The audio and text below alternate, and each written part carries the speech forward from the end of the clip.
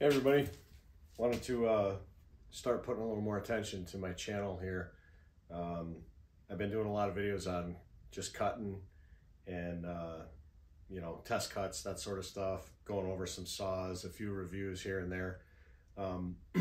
But I've actually been getting asked a lot of questions about some of the stuff that I'm doing.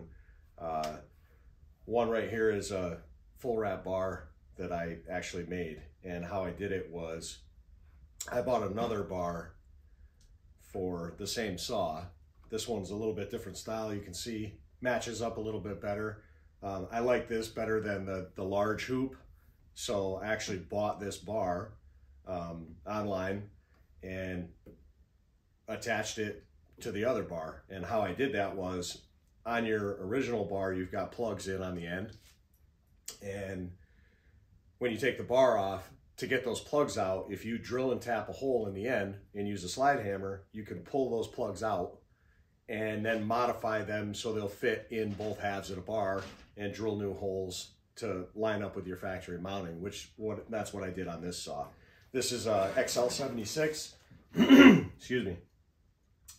Just got this saw. Only things I've done to it is the full wrap bar. Modified the pipe a little bit, took out the baffle.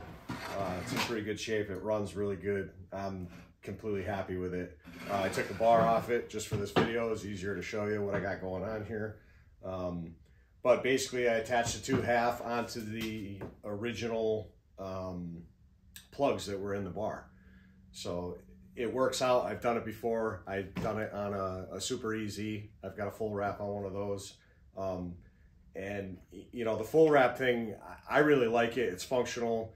I'm on the East Coast. I know they were big on the West Coast.